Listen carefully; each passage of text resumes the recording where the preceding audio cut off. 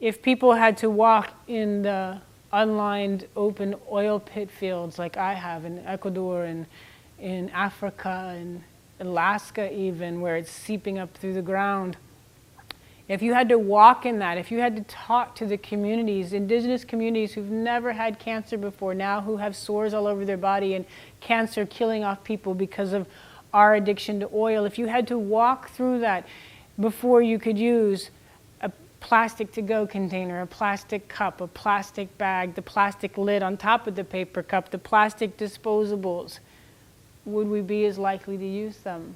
I don't think so. So if we can, through asking ourselves, what would love have us do in this moment, think about the thread that our choice is attached to. And is that thread leading us towards healing, or is that thread leading us towards destruction? And the first thing I encourage people is get rid of everything in your life that has the word disposable attached to it. Everything. When I tell people, when you say you're going to throw something away, where's away? There's no such thing.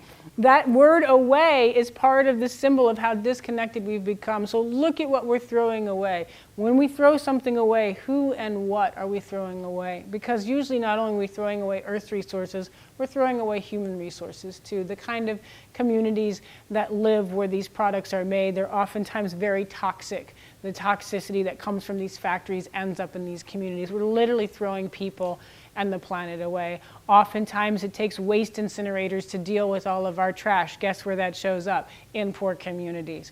Get rid of everything that has the words waste, disposable, or trash. I saw a great sign one time that said it's only called waste if you're not using it properly. Everything in nature, there's no waste out there. What is considered waste is food for something else. Our wasteful consciousness is literally wasting the sacred gift of our lives. Then look at things like energy use. Look at, can we walk and ride bike more than we get in our cars? Can we get to know our neighbors?